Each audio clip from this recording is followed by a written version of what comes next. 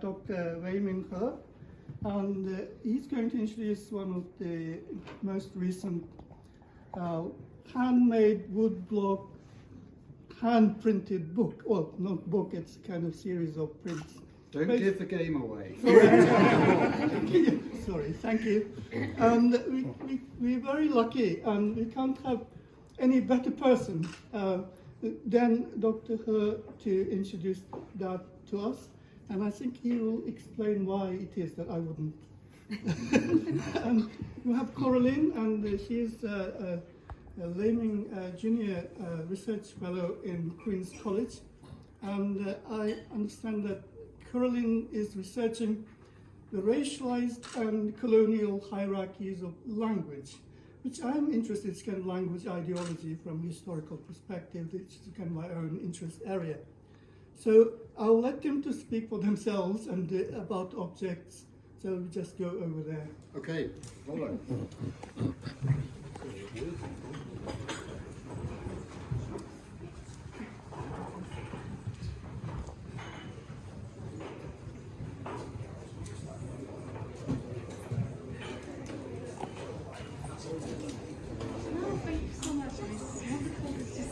Yeah.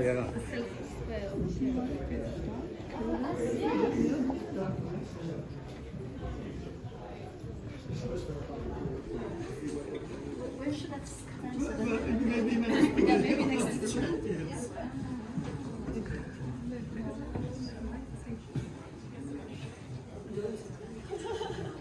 Well, thank you very much for coming this morning. I wasn't expecting so many of you, so I'll try to speak in terms of everyone in the audience. So, as Mamti kindly introduced, I'm Coraline Jortay. I'm a Lemming giraffe at Queen's, and this beautiful silk cushion cover that you see over here is really part of my next projects where I research, which I tentatively called multilingualism in the fire, and it's really interested into how to think of the linguistic landscape of the First World War, not only in terms of English and French or Dutch, but also because there were 140,000 Chinese workers working in fields, in factories, demining, how to think of the First World War really in terms of Mandarin, of Cantonese, and to really write a more deeply textured linguistic history of the First World War that's inflected with first this awareness of its really truly global and colonial reach, but also of the kind of linguistic hierarchies that could exist in these spaces. And so the beautiful silk cushion cover that I'm very moved to see here now after I interviewed its former owner, Miss Iris Jones, was very kind to gift it to the library, was gifted at the end of the war in 1917 or 18 by a Chinese interpreter and dresser at the Chinese hospital, probably in Noyelles-sur-Mer, but also it might be in Rouen. We're not quite sure yet, but it was gifted to Frederick Jones, was a surgeon shoemaker in the Royal Army Medical Corps, and the two men really had only known as the calligraph dedication that you show on the bottom hand side. The two men had known for each other for a few months, but then the friendship, as the dedication says, was so strong that really Jean Tien-Tang, as a friend, wanted to offer this cushion cover to Frederick Jones on the occasion of his wedding, because he went back to Fulham on permission to get married at the time. And what it shows, and what was really interesting to me in interviewing Frederick Jones' daughter, but also in looking at the piece, is the ways in which the text really talks about how they bonded together and what became of the friendship, despite, and it's written that second, third column over here, despite the deeply entrenched racial and linguistic differences that should have, the text says, separated them. And so really through this and through the incredible artwork and time and effort that must have gone into creating this, we can really see how, like, beyond like administrative archives and beyond military archives, we can start to see the kind of person-to-person like relationships that were forged during the First World War. And I think I'll stop here to give us time like for questions. I must say it's quite new to me because originally I'm a language and translation historian, so material history is quite new, but I mean, it's been wonderful to be able to play this part, thanks to Mamti, thanks to also Henrietta Harrison at the MS faculty, to be able to bring this beautiful piece to the library. And I'd like here to thank again, like Miss Iris Jones, so Frederick Jones's daughter, for gifting the piece. I mean, it's very moving to see it here, I must say. Thank you.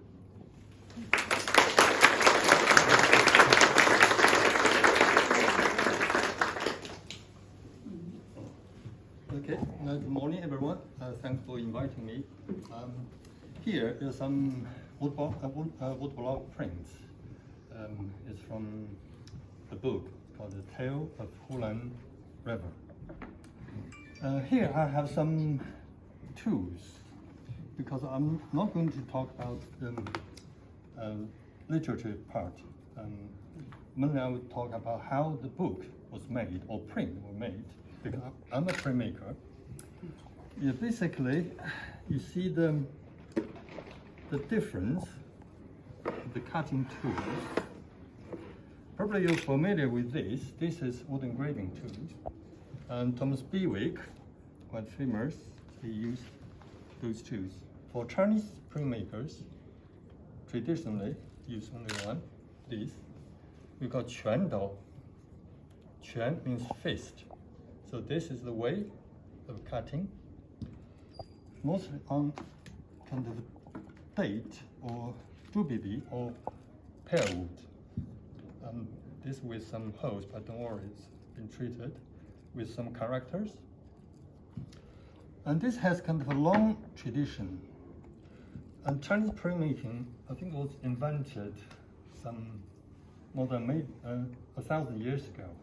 The earliest illustration is in the British Museum, British Library. Is called Diamond Sutra. I think this is a book.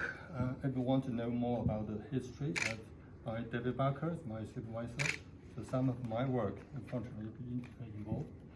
Yeah. So basically, an artist designed the image like this. I know the artist. He designed 48 images. Then he drew directly on xuan paper. It's a very thin paper. And then the paper be put on top of the wood, face down, and use paste. You spray with paper, water, it becomes translucent. And then firmly attached. After dry, just then you can start to use knife, start to cut. Yeah, this is this can be time consuming, but this kind of font, it can be very quick. For artists to cut the font, you can cut horizontal line first, then vertical lines. This font is called the Lao Song Ti. It's like a traditional Song style, but actually it's mostly from the Ming Dynasty. If you see, many people don't understand why they're like the vertical stroke always thick, horizontals always very fine, and there's always a triangle like the shoulder. So why do I like that? Because they were all invented by printmakers. And if you cut like the wood grain, like this way, you can cut very thin, fine lines. But if you cut a very thin line like this way, it's quite easy to break. Here you can see some like that. But they make it thicker, then will stay. Also the shoulder, that's because once it's reversed, it's quite easy to make mistakes. But for printers, the cutters, if they see the shoulder there, they know always on the left. After printing, it's always on the right. Okay. I think this tradition has been died out in recent decades. So that's why the museum in Heilongjiang I come from, so they thought should keep the tradition alive. Okay, this is the 3-year kind of effort. Okay, thank you very much.